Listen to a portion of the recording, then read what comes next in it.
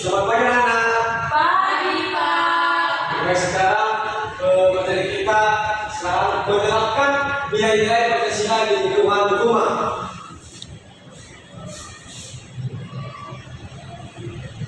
Ini bertujuan untuk yang pertama memahami contoh penerapan nilai-nilai Pancasila di rumah.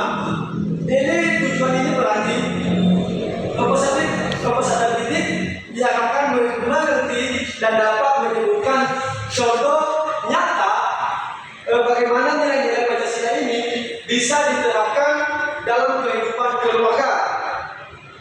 Ini contohnya yaitu yang pertama menghormati orang tua, yang kedua sila kedua rukun, yang ketiga ikut bermusyawarah keluarga. Selanjutnya menunjukkan sikap sesuai sila-sila Pancasila. Di sini peserta didik tidak hanya mengetahui, tetapi mampu memperlihatkan sikap yang mencerminkan nilai Pancasila yang dalam perilaku sehari-hari. Ini menunjukkan sikap sesuai sila Pancasila ini. Ada contohnya yaitu sopan saat berbicara, tidak membeda-bedakan teman, yang terakhir mau bekerja sama dan menaati aturan keluarga.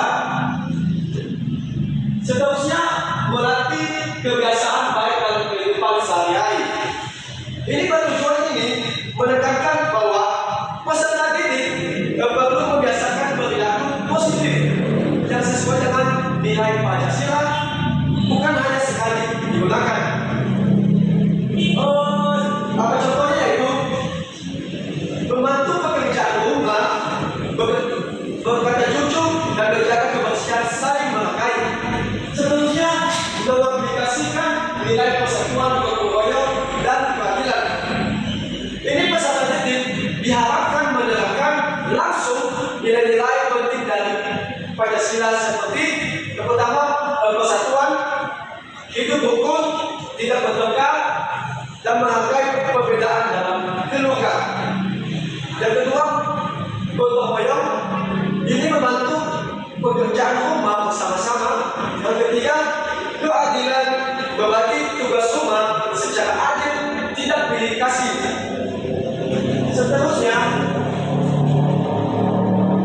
contoh penerapan nilai-nilai Pancasila di rumah.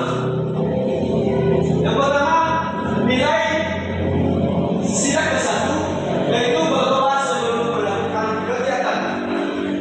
Ini berdoa sebelum melakukan kegiatan ini menunjukkan bahwa kita mengakui Tuhan Yang Maha Esa dan mensyukuri setiap kegiatan yang dilakukan.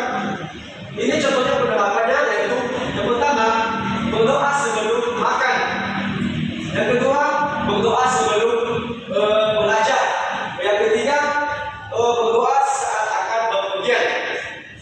Ini maknanya yaitu anak terbiasa bersyukur, berdoa, dan mengenalkan Tuhan dalam kehidupan sehari-hari. Contoh yang kedua yaitu sila kedua, menolong adik atau teman-teman di rumah. Ini mencerminkan nilai-nilai kemanusiaan yang adil dan beradab, yaitu saling membantu dan menghargai sesama. Seperti contoh yang pertama, membantu adik memakai seragam sekolah. Yang kedua, membantu teman yang kesulitan mengerjakan tugas.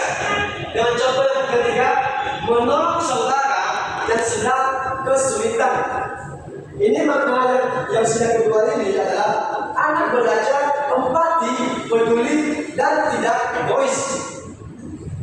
Seterusnya, contoh yang ketiga ini adalah yang sila ketiga ini menjaga kerukunan keluarga. Ini nilai ini menunjukkan pentingnya persatuan di dalam keluarga. Ini contohnya yaitu yang pertama, tidak bertengkar dengan saudara. Yang kedua, menghormati pendapat semua anggota keluarga. Dan yang terakhir, mengutamakan hidup rukun. Ini maknanya sila ketiga ini adalah anak belajar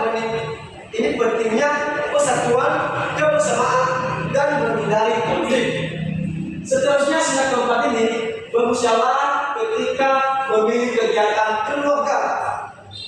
Ini berarti setiap keputusan dalam keluarga dibahas bersama, bukan diputuskan bersepihak. Ini sila keempat ini berpendapat yaitu yang pertama musyawarah menentukan tempat liburan. Yang kedua, diskusi bersama saat menentukan menu makanan keluarga. Yang ketiga contohnya, bermusyawarah menentukan jadwal membersihkan rumah. Ini makna sila keempat ini adalah anak belajar demokrasi, berbicara sopan dan menghargai pendapat orang lain. Seterusnya, contoh kelima adalah membantu pekerjaan rumah dengan adil. Ini berarti sila kelima ini berarti pembagian tugas dilakukan secara merata dan tidak pilih kasih. Ini contoh penerapannya yaitu yang pertama, setiap anggota keluarga mendapat tugas sesuai kemampuan. Dan yang kedua, tidak membebani satu orang saja. Dan contoh yang ketiga adalah membersihkan kamar masing-masing secara rutin. Dan makna contoh sila kelima ini adalah anak belajar keadilan, tanggung jawab dan kerjasama yang seimbang. Sekian materi kita anak. Apakah ada yang cukup jelas? Oke, demikian materi kita pada hari ini. Saya tutup. Yahoo.